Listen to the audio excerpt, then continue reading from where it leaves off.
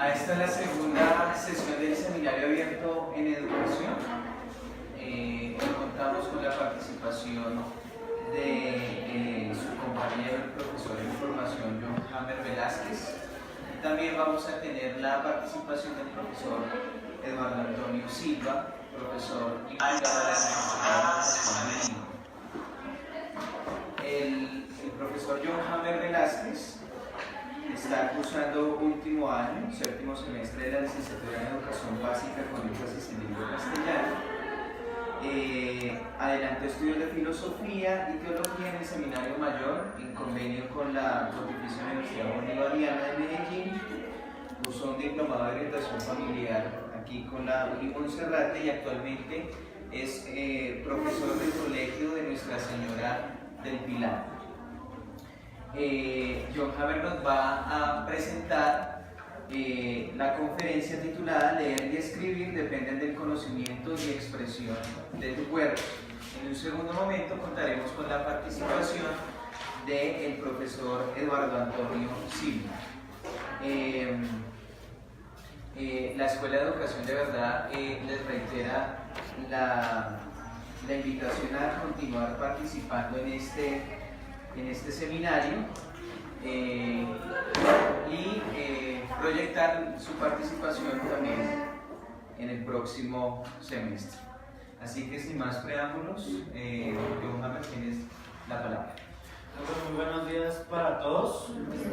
Es una gran alegría poder aportar un granito de arena con esta investigación que puede realizar. Espero que sea de su agrado. Estoy abierto a todos sus comentarios, sus preguntas y deseo pues que esta conferencia, más que ser un logro mío, sea una invitación, una motivación para renovar nuestras prácticas educativas.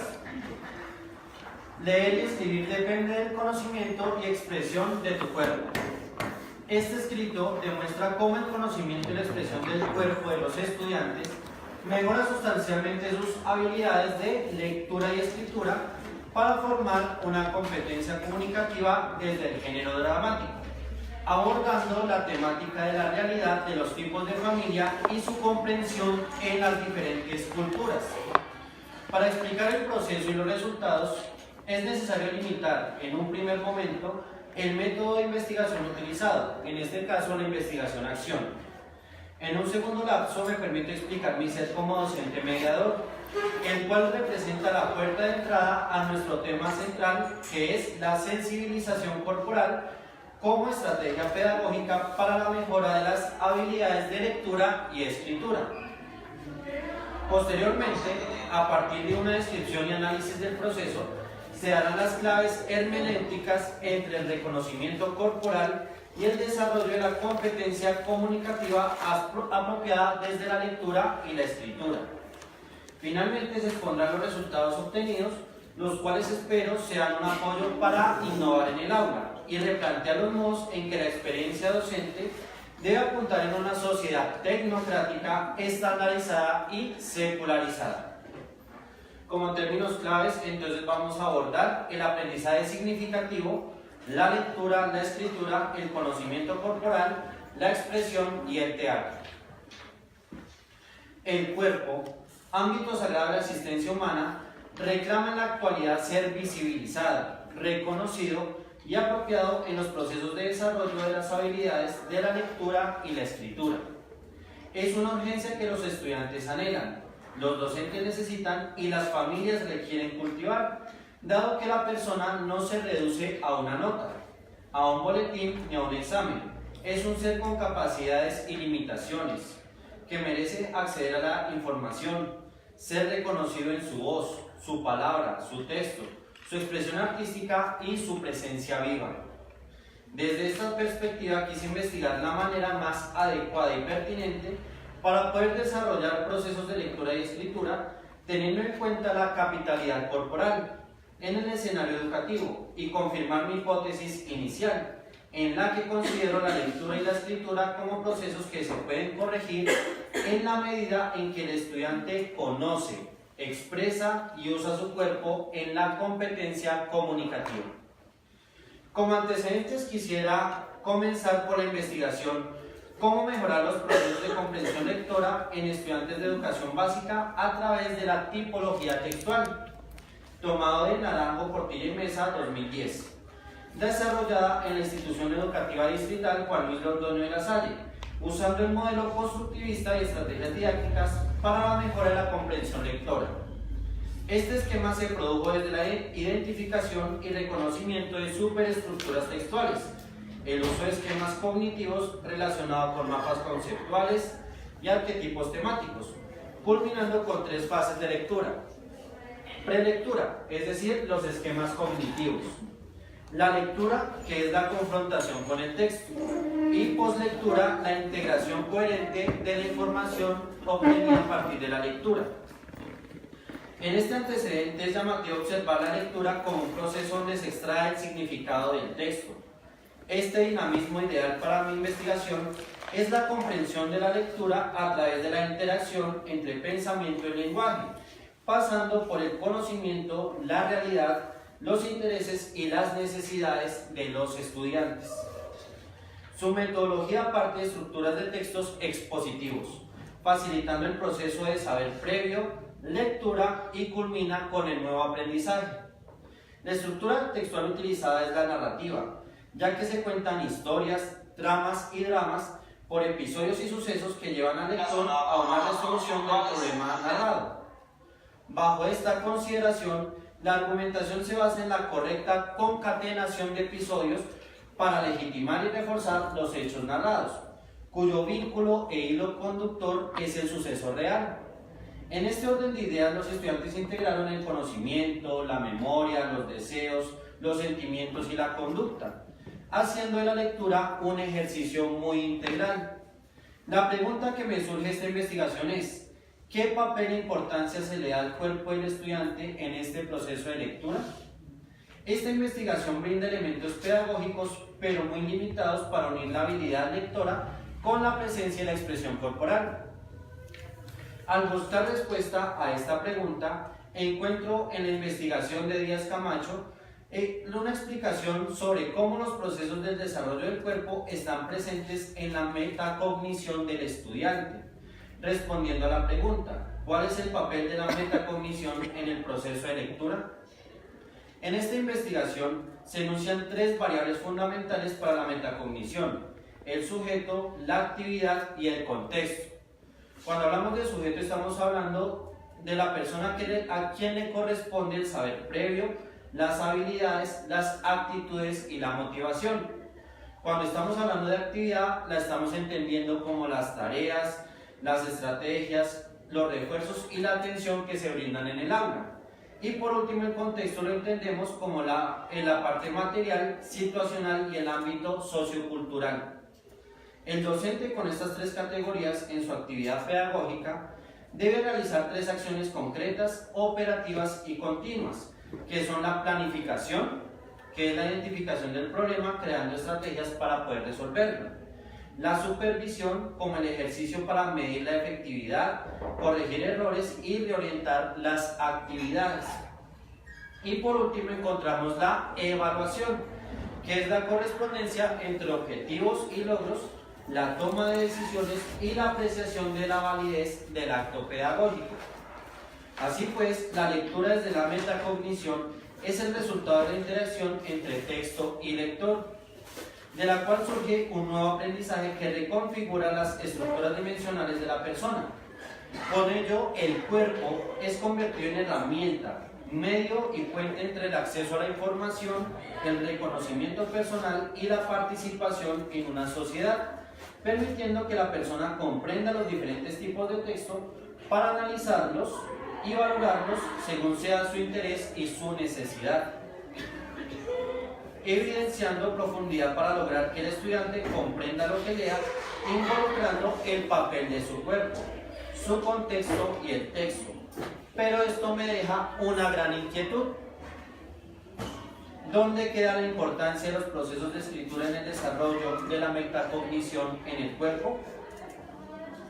Aparece entonces Ortiz Balbuena con la autobiografía en los procesos de formación en talleres de escritura creativa, quien desde el modelo de Elliott para la investigación-acción en la red de talleres locales de IDARTES en Tumbelito, buscó la estrategia didáctica pertinente para mejorar el presente escritural de los adolescentes asistentes a los talleres, partiendo de la enseñanza de textos modéricos y referentes desde la narrativa, como la poesía y el subgénero autobiografía.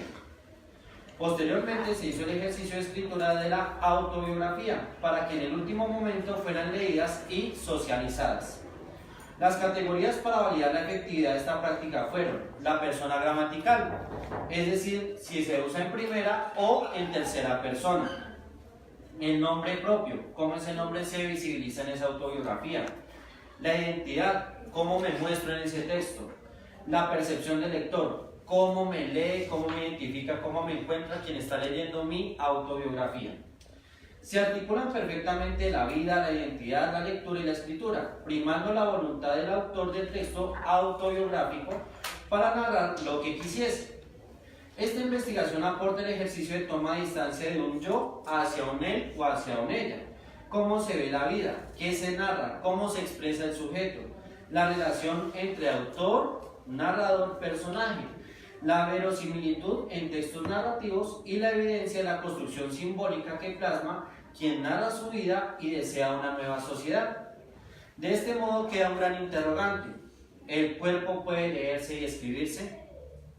Con estos antecedentes y el material bibliográfico abordado, surge mi proceso de investigación que fue desarrollado en el Colegio Madre Matilde, ubicado en la localidad de Fontibón, durante mi práctica pedagógica laboral como docente de ética, religión y cátedra por la paz. La población escogida para este proceso investigativo fueron los estudiantes de grado séptimo del año 2018, adolescentes de ambos géneros, cuyas edades oscilan entre los 12 y los 14 años de edad. Esta población, mediada entre estratos socioeconómicos 2 a 6, presenta ventajas en el aula como la apertura a didácticas nuevas, un sentido crítico y reflexivo frente a temáticas que generan debate, creatividad y habilidades artísticas tanto individual como en trabajos grupales. Ellos mantienen cercanía y buena comunicación con los docentes y ven en las consultas e indagaciones el deseo por conocer. Siendo objetivo, es necesario vislumbrar ciertas dificultades propias de su etapa de desarrollo vital y su contexto, las cuales son evidentes en la mayoría de las instituciones citadinas, que se refieren a problemáticas familiares, crisis por los cambios corporales, psicológicos y sociales, conflictos por la inseguridad, la inestabilidad e incertidumbre que se vive en las calles, inquietudes por asumir una identidad sexual, política, religiosa y cultural, y sobre todo pues el mal uso de las redes sociales en la virtualidad. Cabe mencionar que el tiempo invertido en esta investigación fue el primer periodo lectivo, comprendido entre el 5 de febrero y el 22 de marzo del año 2018. Ahora bien, este contexto me permitió reconocer mi rol como docente mediador para usar desde la investigación estrategias que superaran los objetivos académicos institucionales, volver a la integridad y multidimensionalidad del ser humano y a partir del reconocimiento de la persona, cambiar el modo y estilo de vida de mis estudiantes. Desde la consigna, quien no lee su ser, no puede escribir su destino. Es decir, no se puede articular un contenido ni una teoría si se descuida su corporalidad, puesto que el cuerpo es el puente perfecto, el medio necesario entre el ser, el hacer y el conocer. Este cuerpo está impregnado del contexto que le rodea. Es un organismo dinámico con fragilidades y habilidades. Es un camaleón, como lo dice Giovanni Pico de la Mirandola, que busca diariamente adaptarse y adaptar su realidad, construyendo día a día su conciencia. Por otra parte, respecto al método de investigación utilizado, se hace importante señalar a Antonio Latorre cuando afirma que la expresión investigación-acción educativa se utiliza para describir una familia de actividades que realiza el profesorado en sus propias aulas con fines tales como el desarrollo curricular, su autodesarrollo profesional, la mejora de los programas educativos, los sistemas de planificación o la política de desarrollo. Estas actividades tienen en común la identificación de estrategias de acción que son implementadas y más tarde sometidas a observación, reflexión y cambio.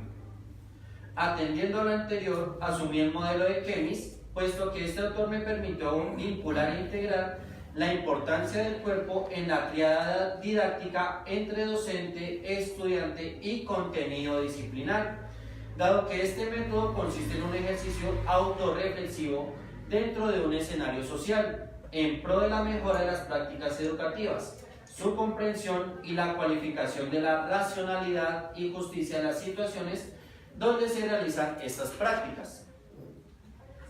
Con este referente se pudo realizar un ejercicio pedagógico, investigativo y reflexivo, puesto que se vinculó la comunidad académica de primer nivel, compuesta por mi ser como docente, los estudiantes y el contenido disciplinar, que en este caso se refiere concretamente a la aproximación conceptual y cultural sobre la familia en el marco de la educación religiosa escolar, dentro del componente antropológico.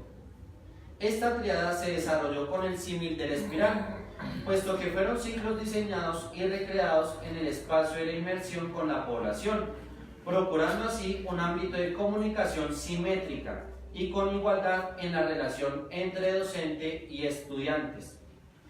Yo no me consideraba superior, sino un ser humano igual que ellos, una persona con un cuerpo como el de ellos, con sus mismas habilidades, fortalezas y características, acompañado también de limitaciones, fragilidades y condiciones.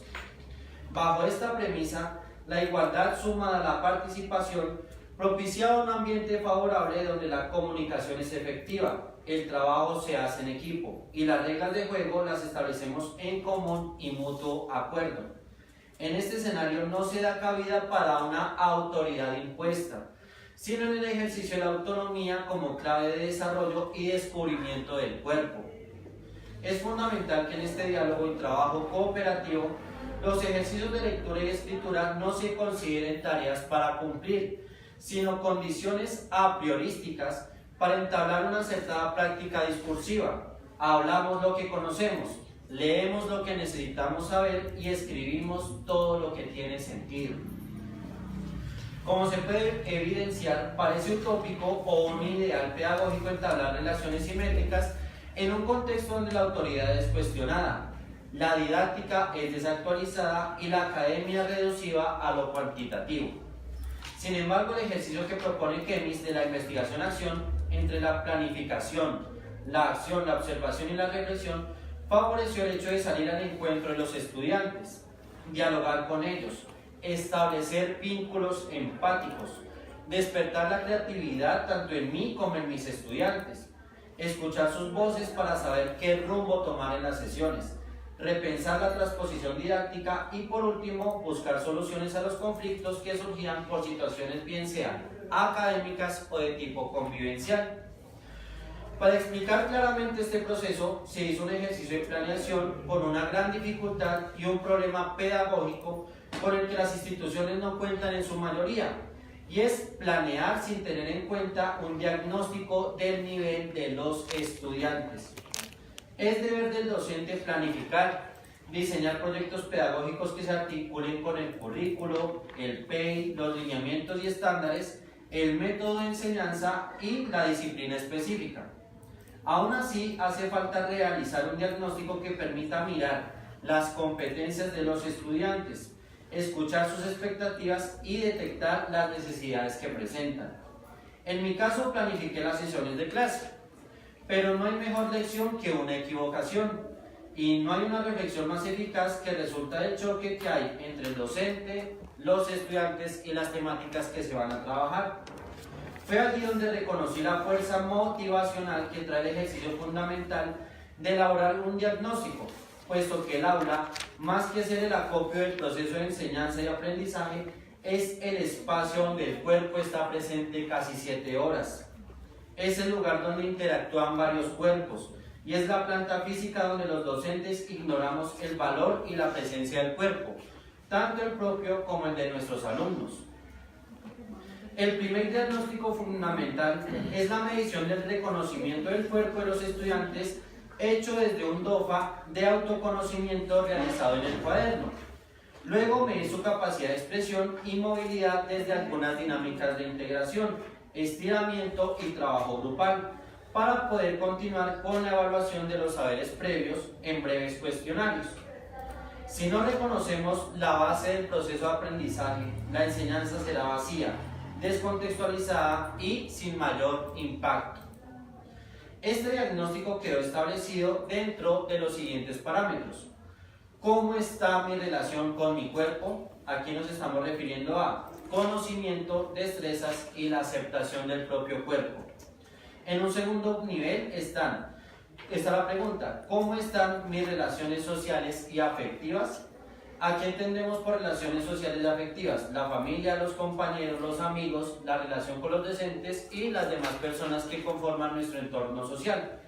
En un tercer nivel encontramos para mí qué significa la lectura y en un cuarto momento para mí qué significa la escritura. Es interesante detectar que son preguntas que salen de lo común y lo tradicional, y aunque no fueron sistematizadas en registros institucionales, sí fueron los derroteros para empezar un proceso formativo que fuera útil, llamativo y significativo. Frente a la primera pregunta, los estudiantes mencionaron con claridad lo que saben hacer con su cuerpo, pero no fue suficiente el nivel de autoconocimiento y de autoaceptación, porque es una población adolescente que está en la lucha por definir su identidad.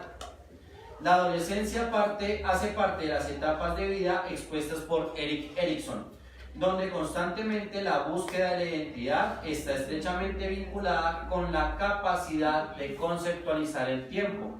Es decir, el estudiante está afrontando una serie de cambios biológicos, psicológicos y sociales, los cuales lo llevan a cuestionarse con realismo quién soy y quién quiero ser. Esta etapa hace que la persona pierda sus seguridades, confronte todas las tareas que ahora tendrá que asumir y acepte plenamente que su cuerpo no será el mismo, será observado de otra manera por los demás. La infancia finalizó, comienza la juventud. En este momento comienza a vivir la persona una crisis profunda de identidad, que puede o no ser bien acompañada, dado que se trata del pensamiento que asume e identifica muy bien su condición biológica o trata de adaptarla para una nueva identidad sexual.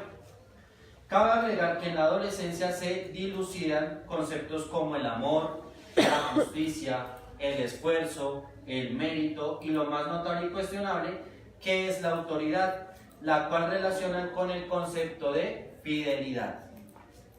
Solo de este modo se inicia un proceso de comprensión de la sociedad, de ideales y de proyección. Por esta razón es necesaria la toma de conciencia frente al cuerpo como expresión. En el ámbito de la sociabilidad, los estudiantes demostraron tener mayor vínculo con sus amigos que con su familia, dado que el tiempo invertido para los amigos es superior al contacto que se tiene en casa. Los padres, ellos los comprenden como figuras asistencialistas que asumen ciertas responsabilidades. Yo te pago la pensión, yo te doy de comer, yo te doy la ropa, pero son ausentes en la comunicación. No tengo tiempo para ti porque estoy trabajando y cuando no estoy trabajando necesito descansar. Hacen falta las expresiones de afecto y en el conocimiento mutuo. En cambio, sus amigos se han vuelto confidentes, figuras de apoyo y de confrontación, seres con los cuales se puede explotar la corporeidad y brindan ellos mayor seguridad. En el caso de la lectura y la escritura, las ven como formas de comunicación necesarias, pero son esquemáticas y funcionales, es decir, no se evidencia un goce o importancia de los procesos de desarrollo ni de hábitos de lectura. Es una población más dada a expresiones orales o audiovisuales, como lo son los debates, las exposiciones, las lluvias de ideas, la música, los documentales, los youtubers y el uso de imágenes. Con esto el reto se hacía mayor, puesto que se desea vincular el cuerpo del estudiante y desde él desarrollar procesos de lectura y escritura. Posterior a este diagnóstico, tuve que replantear mis planeaciones, atendiendo a resolver 3 problemas fundamentales. El primero, ¿cómo hacer un ejercicio de toma de conciencia y de valor sobre el sentido de mi propio cuerpo? Segundo, ¿cómo vincular procesos de lectura y escritura en la asignatura de educación religiosa escolar, profundizando de modo significativo el concepto de familia? Y tercero, ¿cuáles son las estrategias eficaces para el desarrollo de las habilidades de lectura y escritura en relación con el cuerpo? Estas 3 incógnitas se sintetizaron en la pregunta de mi investigación: ¿de qué manera los procesos de lectura y escritura aplicados desde el aprendizaje significativo permiten el reconocimiento y la expresión corporal de los estudiantes de grado séptimo del Colegio Madre Matilde? En este momento es donde comienza la verdadera planificación, pasar de definiciones conceptuales para volver al cuerpo de los estudiantes. El objetivo general entonces se define como el desarrollo de los procesos de lectura y escritura por medio del aprendizaje significativo y el reconocimiento expresivo del cuerpo para comprender la realidad de la familia. Esta dinámica se realizó con momentos de reflexión y lectura intrapersonal, escritura de las vivencias, para dar paso a las lecturas y consultas sobre la familia a nivel cultural, escritura del guión del video y finalmente ellos elaboraron un video. La acción, propiamente dicha en el marco de la investigación-acción, empezó cuando los estudiantes realizaban ejercicios de pausas activas y relajación, de modo que su cuerpo estuviese activo y dispuesto para cada sesión. Posteriormente se decía a cada estudiante que se vendara sus ojos, se sentara de manera cómoda y en el espacio y silencio del aula fuera capaz de ver y sentir su cuerpo desde dentro. ¿Esto qué significa? Reconocer el ritmo de mi respiración, ser consciente de los latidos de mi corazón, poder relajar mis músculos y darme cuenta que mi presencia es viva y activa. Luego de esta introspección, los estudiantes debían pasar sus manos sobre sus rostros, su pecho, sus extremidades y darse un abrazo muy personal para redescubrir su ser como humanos. Estas actividades tuvieron impacto en la medida que permitían modular mi voz como docente, ser empático con las sensaciones de mis estudiantes y buscar medios para acompañar la introspección, tales como el uso de la música instrumental, movilizarme de un lugar a otro del aula para no posicionarme en un solo sitio y hacer ese mismo ejercicio como docente, ser consciente de mi ser, de mi cuerpo, poder distensionarme y disponer mi cuerpo de manera semejante a la de mis estudiantes. A partir de esa lectura corporal, la cual llamo así porque supera la visión física para ver el cuerpo como un yo total, se propone un primer ejercicio de escritura sencilla pero significativa para responder la pregunta: ¿qué pienso sobre mi cuerpo y cómo me siento con él? Los estudiantes pudieron desahogarse, escribían no para cumplir, sino para plasmar su experiencia de vida. La ortografía y la caligrafía pasaron a un segundo plano. Lo esencial es reconocer la escritura como el mecanismo y visibilización del yo que se comunica y desea ser valorado. El siguiente ejercicio es similar. Después de pausas activas, sentarse en silencio, cerrar los ojos, respirar lentamente y ser consciente de sí, se hace una lectura de la historia corporal, lo cual significa relacionar cada parte del cuerpo con momentos y vivencias propias históricas en cada persona. Los pies se vinculan a los lugares donde he vivido y los que he frecuentado. Las rodillas simbolizan mis caídas. Mis genitales recuerdan mi origen biológico y mi capacidad de dar vida. Mi abdomen y estómago me recuerdan mi capacidad para alimentarme. Los pulmones resguardan mis motivaciones y emociones. Mis brazos y mis manos recuerdan lo que he construido y he destruido con mis habilidades. Mi rostro demuestra la cultura a la que pertenezco. Mi boca refleja el vocabulario que expreso cotidianamente. Mis ojos manifiestan mi transparencia. Mi cerebro el centro de mis recuerdos. conocimientos y pensamientos. Y finalmente, todo mi cuerpo está presente y me exige la tarea de reconocerlo, valorarlo y descubrirlo. Igualmente se realizó el ejercicio de escritura, el cual fue más sorprendente, dado que los estudiantes usaron un léxico más amplio, se tomaron el tiempo para pensar y construir su escrito, y se llevaba un impulso: puedo expresarme tal como soy. La ortografía y caligrafía se corrigen al partir del producto escrito. Cabe agregar que afectivamente en este ejercicio los estudiantes lloraron, se abrazaron, se consolaron, se dijeron palabras de aliento o simplemente estaban reflexionando en el silencio personal. Ello da una pauta más aguda, la cual es escribir y hablar según la experiencia sensible. No basta con solicitar grandes relatos, en muchos casos es necesario que los estudiantes se vean y se descubran para poder suscitar el deseo de escribir sobre los aspectos que son inquietantes, valiosos o con sentido constructivo.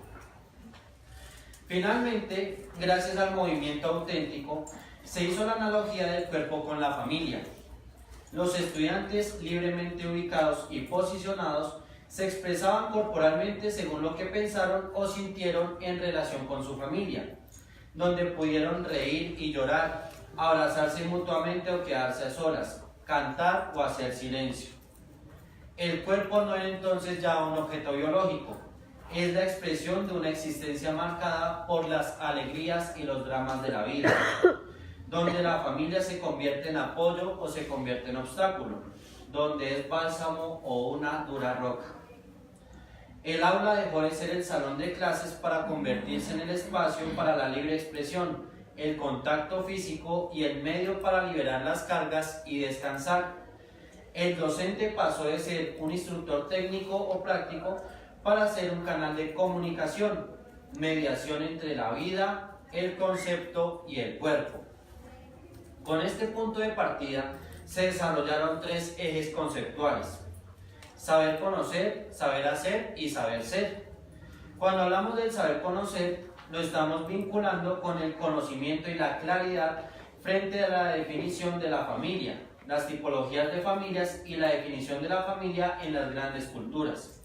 En este eje se indagaron conceptos claves y la búsqueda de imágenes que permitan comprender la esencia de la familia y la distinción de los diversos tipos de familia, aproximándose a la realidad familiar como hecho antropológico desde la lectura literal de textos informativos y enciclopédicos. El saber hacer es el resultado de la consulta y lectura de la información, el diseño escrito de mapas y párrafos, plasmando el conocimiento del tema y ver en los datos obtenidos una nueva forma para expresarme. Es de resaltar que en este espacio se avanzó en la lectura inferencial, porque se hicieron debates y charlas frente a casos y problemáticas familiares, potenciando la escritura desde las posibles soluciones y posibles soluciones desde el ámbito personal para cada ejemplo. El saber ser es la apropiación de los temas vistos y cómo se aplica en su ser como hijo, como hermano, y en un futuro en su rol como pareja, siendo soltero o siendo madre o siendo padre. Apunta a la dimensión holística del ser humano perteneciente a una familia, a una etnia, a una cultura y a una nación. La lectura crítica permite en este nivel forjar una conciencia racional, objetiva y dialogante para entender la familia y ver cómo se configura el yo del estudiante como miembro familiar. Este momento es el que da origen a los datos y estrategias para elaborar y presentar el video. Con estos elementos, los estudiantes usaron sus equipos móviles, celulares con cámara de video incorporadas para grabarse en el salón, buscando la forma de dar respuesta al interrogante: ¿cómo es la familia en la cultura? No contentos con usar sus celulares, incorporaron vestuarios propios de la cultura, expresiones lingüísticas de cada familia y supieron expresar con su cuerpo las dinámicas culturales presentes en la familia. Los videos quedaron grabados en cada grupo y aunque no se contó con un tiempo propicio para su observación en el aula, los estudiantes supieron hacer un trabajo en equipo valioso en lo que concierne a la búsqueda y selección de la información, el uso y el aprovechamiento de los dones y talentos de los miembros del grupo y la claridad conceptual expresada en la prueba escrita que se les hizo como proceso evaluativo de la sesión. Bajo esta narración de la retrospectiva, se evidencia que se cumplió con lo planeado. Los tiempos y los espacios y el ritmo de los estudiantes permitieron que la planificación tuviera éxito en cuanto a su realización.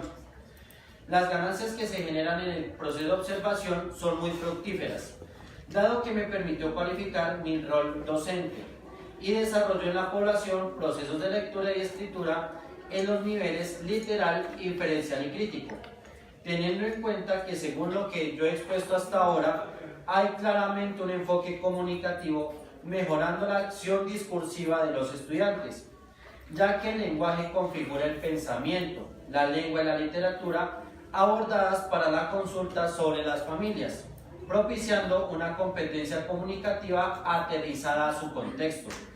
Su cuerpo ha sido explorado en la subcompetencia cinésica, que se refiere a lo gestual, y proxémica, que se refiere al espacio y a la temporalidad. ¿Esto cómo se puede evidenciar? Mi rol docente se enriqueció porque le di mayor importancia y trascendencia a mi cuerpo como ámbito de expresión, contacto y vínculo como mediador del proceso educativo. Cada estudiante observa muy bien la manera como el docente se viste, camina, usa la voz, la postura para sentarse y de manera particular su idoneidad. Por esta razón es conveniente que quienes ejercemos la docencia revisemos cómo está el manejo de nuestra corporalidad. Debemos tomar conciencia, sobre todo las universidades, que más que impartir clases que se relacionen con la expresión del cuerpo, debemos ser coherentes con el proceso formativo de los maestros que se están preparando a nuestro cuerpo. Si queremos mejorar el proceso de enseñanza, partamos por la materia prima que posee el docente, la cual es nuestro cuerpo. En este espacio me di la tarea de aprovechar estrategias fonoaudiológicas y fisioterapéuticas para que yo como docente pueda estar unido a mi yo como cuerpo, de manera que mis saberes y mis experiencias fueran comunicadas desde mi corporalidad, no solo en el aula, sino en la vida común. Pilas con esto, no significa tener un cuerpo perfecto, no quiere decir eso. Se trata de cómo yo estoy unido con mi cuerpo, cómo yo estoy en armonía con lo que yo me permite conocerme y saber los momentos indicados para descansar, fortalecer, relajar y preparar el cuerpo antes de la clase. En cuanto al proceso de lectura y escritura, la expresión corporal tiene que ligarse necesariamente al género dramático, ya que comprende el conjunto de composiciones literarias en verso o prosa que intentan recrear pasajes de la vida, retratar un personaje o contar una historia. Estas acciones generalmente involucran conflictos y emociones. El género dramático posee tres características que se vinculan con los procesos de escritura y lectura trabajados en el aula. Primero, el texto es solo un elemento del montaje. Segundo, la producción y la recepción de la obra son colectivas. Y tercero, el concepto de autarquía, es decir, la actuación como si fueran ellos libres, sin público y sin director. Esto encaja perfectamente con lo que he escrito anteriormente, puesto que es un proceso de escritura y redacción de un guión, relatar una vivencia y expresar oralmente el drama vivido. Los estudiantes, luego de las sesiones ejecutadas, asumen la labor de preparar un video para expresar lo aprendido, narrar la forma de vida de la familia en diferentes culturas y contar aportes y diferencias que esa familia cultural le aportó a su grupo. Usan vestuario propio, carteleras, imágenes, voces y lo más importante es que ellos ambientan el salón de forma que sea clara la intención del video. En las escenas los estudiantes se ven libres, manejan un vocabulario disciplinar de forma natural, los grupos se distribuyen funciones según los papeles que se van a interpretar.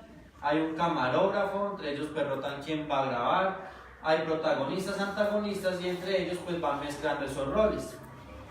Y en mi caso como docente de ellos, Yo no fui el director ni el público de ellos, yo también me sumé al escenario de ellos, yo también grabé, yo también pude interactuar con ellos, pues dando también las indicaciones necesarias para que el video sea un éxito. El video se convierte entonces en la excusa necesaria para vincular las TICs. El celular hoy día ya es un objeto que facilita el acceso a la información, el almacenamiento de imágenes, grabaciones y videos, y es un medio para comunicar e interactuar.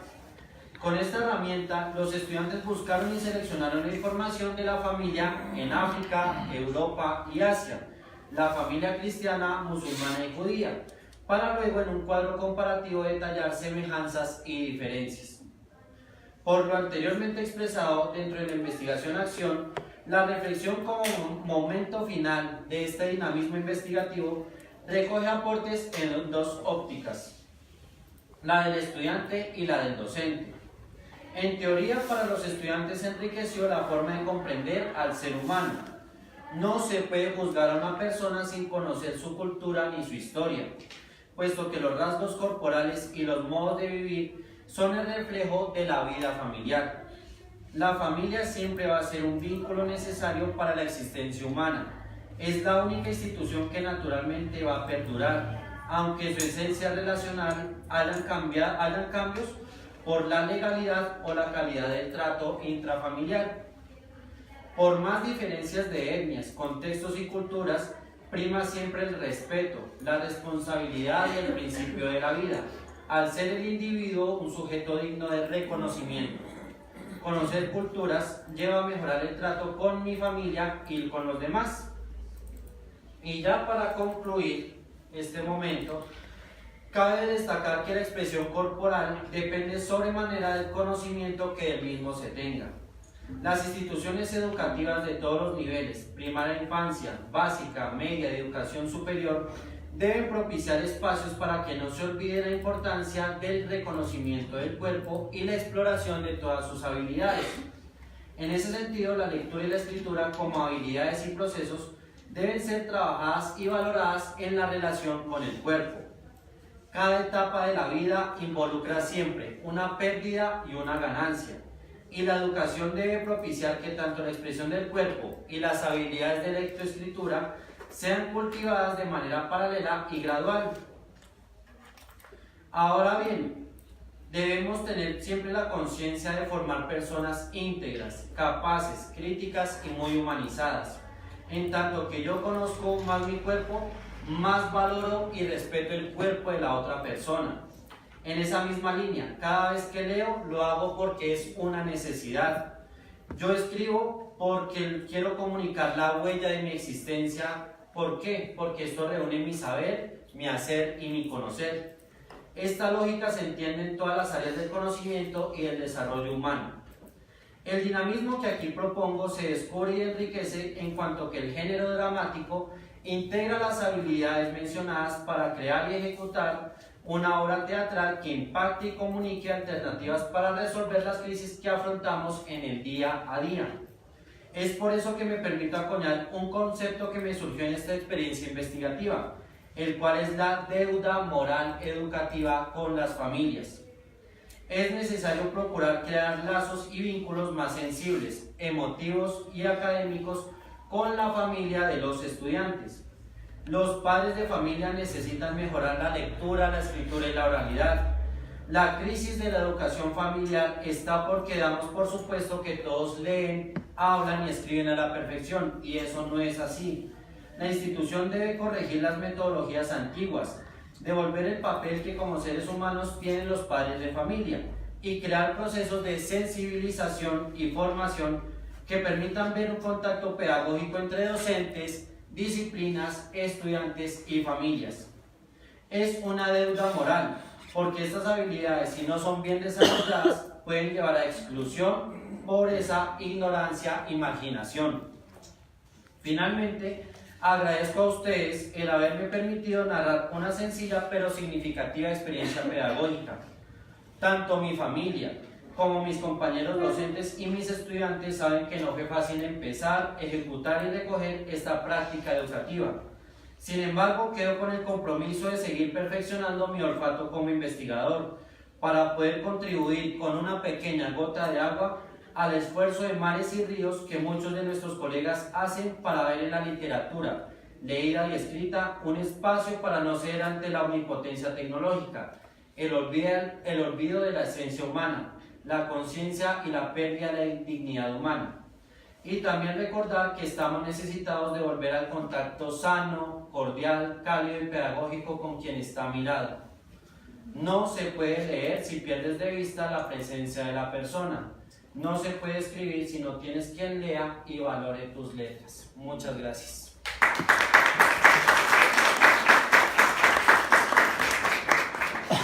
Muy bien, John Hammer, muchas gracias por traernos esta experiencia que se desarrolla, entendemos entonces, como producto de tu práctica pedagógica. Entonces abrimos el espacio para preguntas, comentarios que tengamos al respecto.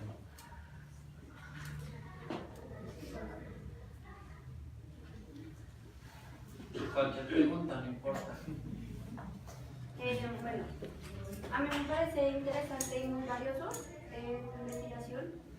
Además de que las clases que tú realizas, y ese debería ser el centro de todo, que es el reconocimiento de los niños, de sus intereses, sus necesidades y demás. Y pues nada más, pues no tedioso, pero sí complicado en la parte de lectura y escritura. Si no más hasta a nosotros nos complica escribir acá en la universidad.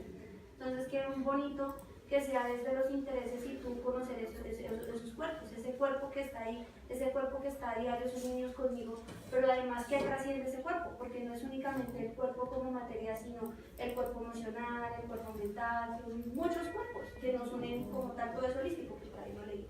Entonces lo valoro mucho, lo reconozco mucho, viste un montón de ideas, las valoro mucho y de verdad muchas gracias que te, más que esta investigación que se ve, que es la vocación que tú haces y que todo lo que haces sea con un sentido para los niños y que uno realmente le quede, porque uno hace muchas cosas en el colegio, pero yo no me acuerdo casi ni qué fue lo que hice en el colegio. Entonces que realmente sea una experiencia de vida que a uno le marque, no, ay, el profesor, qué tal cosa, y uno aprende desde ya leyes de sus intereses, pero además de algo que a uno le gusta, que uno muchas veces aprende haciendo y no sabe ni qué lo está aprendiendo, pero aprende, ¿sí me va a entender? Entonces me parece muy valioso y muchas gracias por exponer. ¿Me recuerdas tu nombre, por favor? Angie. Angie. Pues lo que tú dices es muy valioso para mí, pero yo creo que es que nosotros como docentes tomemos la conciencia de eso. A veces uno se olvida del cuerpo, ¿sí? Por ejemplo, es muy bonito cuando una profesora llega antes de empezar la clase y dice, bueno, primero que todo vamos a estirarnos, relájense, porque es que hay veces que los estudiantes llegan con muchos dramas, con muchas cosas, que hoy, por ejemplo, no puedes ayunar. Me toca sentarme, clavarme 3 horas ahí poniéndole cuidado al de matemáticas, al de lenguaje, al de inglés, y entonces como yo no entendí, pues el problema es mío porque yo supuestamente no estoy consciente de lo que estoy recibiendo. Pero ¿qué es lo que pasa? Que a veces la culpa es de uno como docente, porque a veces yo, por ejemplo, no dispongo del cuerpo de mis estudiantes. Entonces hay que empezar por pequeños detalles, o sea, aquí esto es solamente un abrebocas porque yo sé que hay mucho campo en la investigación del cuerpo con la educación. Y también, por ejemplo, en el caso de nosotros como docentes, futuros docentes de información, que estamos acá, a veces nuestros docentes también llegan y de una vez, computador, diapositivas, escriban, lea y hable, y hable, y hable. Y a veces se nos olvida que es que también yo tengo hambre, que es que yo a veces también tengo sueño, que yo también estoy cansado, que tengo también una dolencia física. Sí, porque lo importante, por ejemplo, de uno de los momentos que yo evidencié del movimiento auténtico, sobre todo, es el hecho de que yo pueda sanar y tomar conciencia de esa parte que me está doliendo. O sea, yo no sabía, pero había chicos que tenían, por ejemplo, problemas en la espalda. Y uno a veces no sabe eso, y uno le dice, siéntese bien. Pero es que no puedo, ¿por qué? Porque es que tengo un problema, tengo una dificultad. Lo importante es tratar de vincular estas experiencias a nuestras prácticas pedagógicas. Entonces, muchas gracias por tu comentario.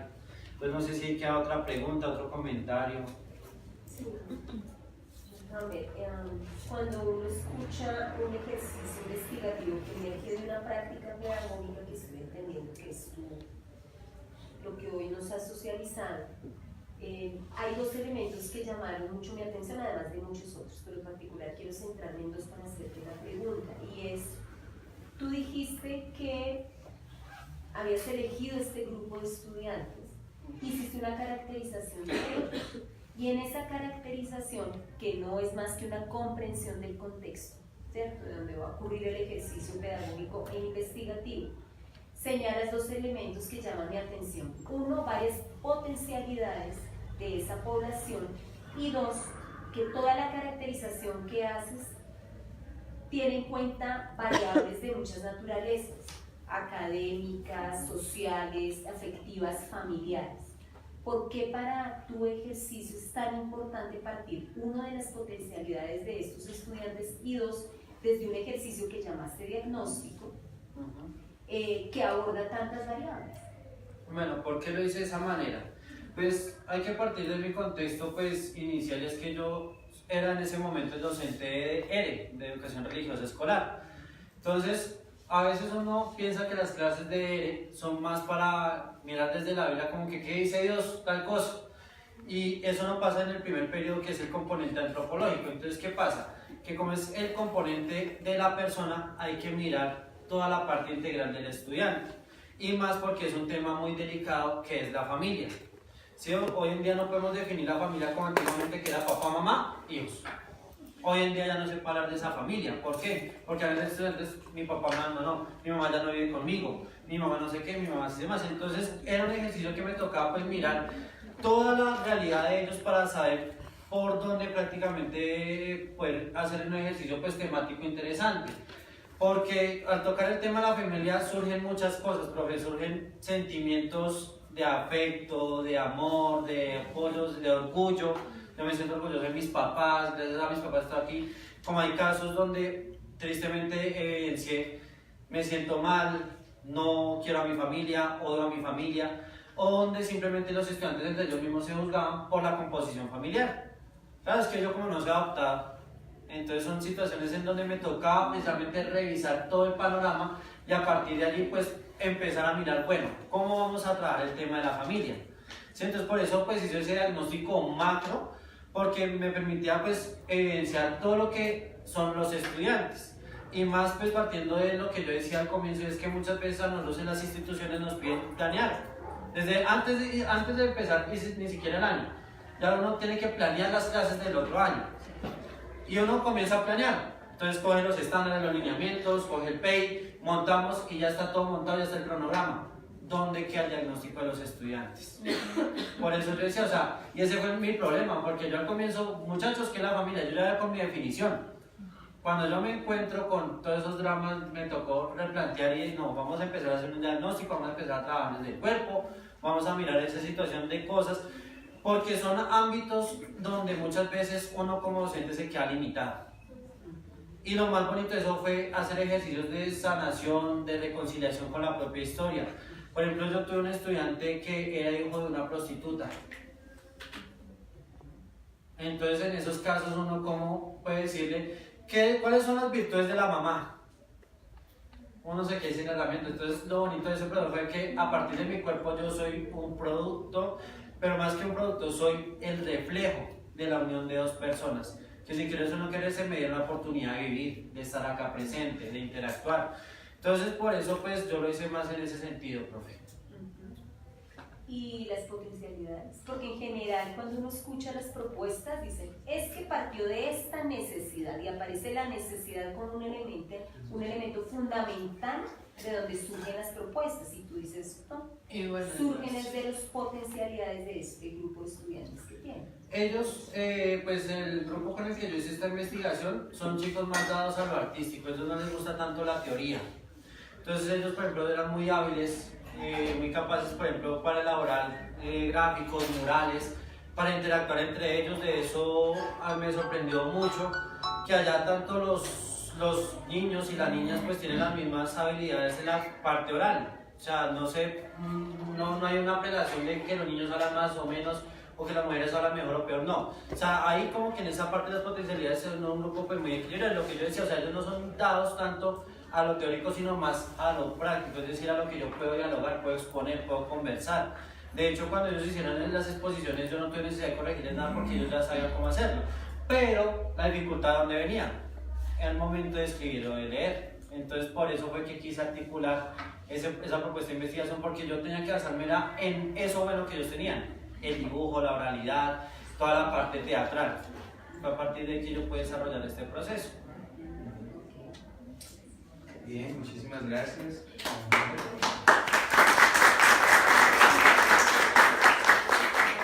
Bien, continuamos con la presentación del profesor Eduardo.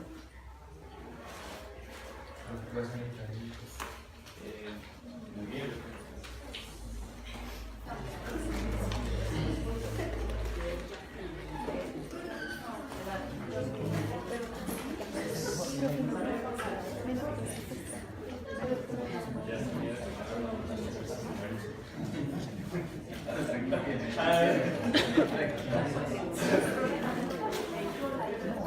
Bien, mientras el profesor Eduardo inicia, el profesor Eduardo Silva Peña nos va a acompañar con la conferencia Conocimiento, Cuerpo y como Archivo. El profesor Eduardo es licenciado en Humanidades con énfasis en Español y Lenguas de la Universidad Pedagógica Nacional. Es magíster en Estudios Culturales de la Universidad Javeriana. Ha sido profesor de la Universidad de La Salle y ya les mencionaba, es profesor actualmente vinculado a la licenciatura en Educación Básica, en Educación Bilingüe en nuestra universidad. Dos de sus publicaciones, entre las que se encuentran Cuerpos ausentados de la historia, Memorias presentes en los cuerpos, y Los tonos de la luna verde, la lucha por los significados del Green Moon Festival en la isla de San Andrés. Actualmente está desarrollando un proyecto de investigación que se denomina Aportes de la lectura guiada online en la producción académica de los estudiantes de la licenciatura en Educación Bilingüe. Maestro, muchas gracias por aceptar la invitación. Muchas gracias a Rey y a las personas aquí presentes. Bueno, realmente vale la pena hacer una contextualización de la charla que voy a tener el día de hoy, ¿no? Pues es una oportunidad también de socializar de manera somera el proceso de tesis y culminación que tuve el año pasado, ¿no? Pues no había tenido la oportunidad de compartir con ustedes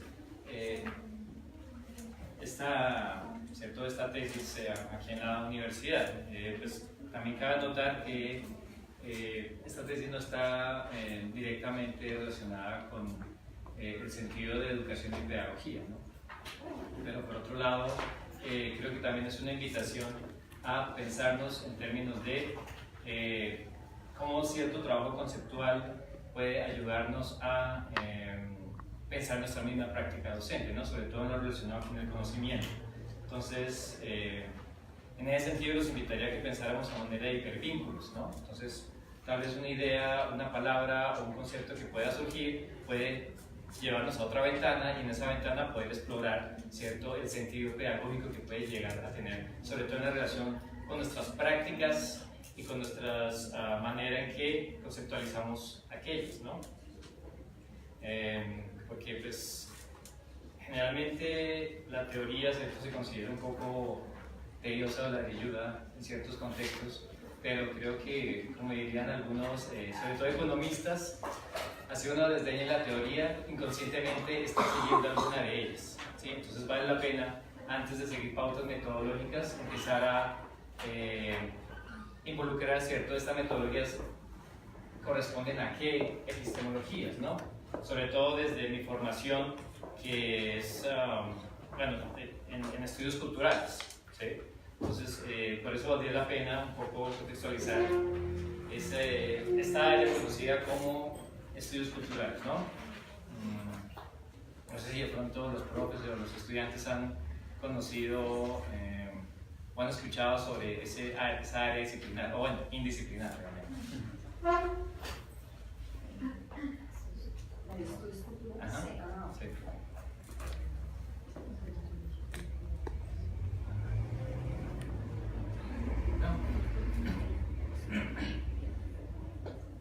Bueno, pues los estudios culturales son un área de investigación e intervención, ¿cierto? Que tienen que ver con una posibilidad histórica que surge, ¿cierto?, sobre todo en Inglaterra a finales del siglo XX, ¿no? Finales no, sobre todo a mediados, ¿no? Esta área, digamos, indisciplinar surge después de los acontecimientos de la Segunda Guerra Mundial, donde surgen la sociedad de masas, ¿cierto? El auge también de los medios de comunicación y cómo rompe, ¿cierto?, con una tradición marxista donde concebían las estructuras casi que inamovibles, ¿no? La estructura en términos marxistas. El problema de esta idea era que las personas, ¿cierto?, se concebían como pasivas ante la superestructura, ¿cierto?, ante quienes dirigen la sociedad, digamos, en este tiempo, ¿no? Entonces, eso es algo que también vamos a ver con Freire cuando habla de la posibilidad de agencia, ¿cierto?, de aquel subalterno, ¿no?, que está en un medio educativo, ¿cierto? Esa idea que el estudiante simplemente es un receptáculo, ¿cierto?,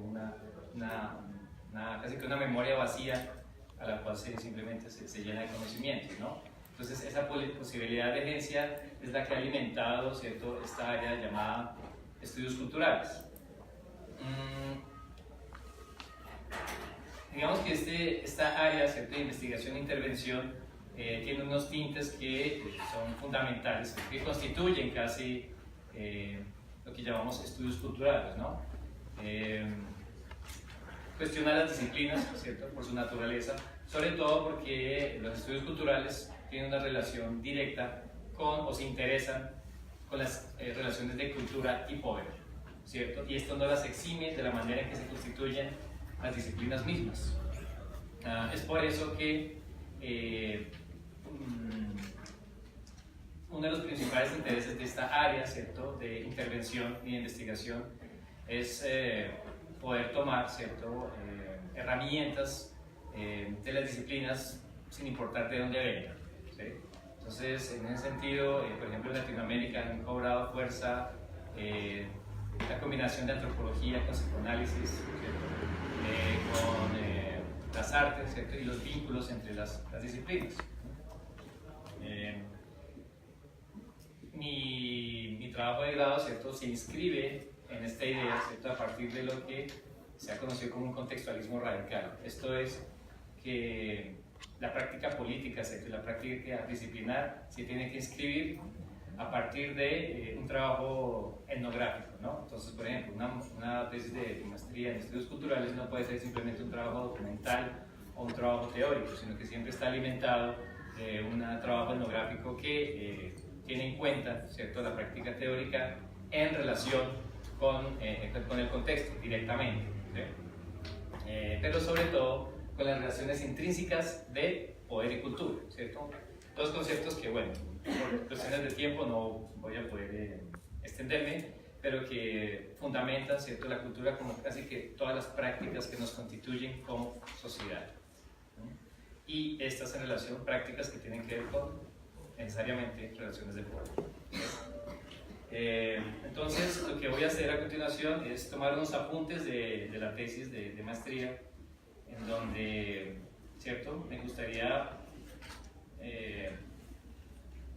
explorar, ¿cierto?, estos conceptos de cuerpo y como archivo, ¿cierto?, no como una separación, sino que ese guión lo que hace es pensarlo en esa relación constitutiva y a la vez excluyente que constituye, ¿no?, el cuerpo y el archivo, y este tercer concepto, que es el conocimiento, ¿no? Esto pues basado en mi tesis de maestría que se tituló La Isla en Duelo, Archivos y Prácticas de Memoria Cultural de Mujeres en la Isla de San Andrés.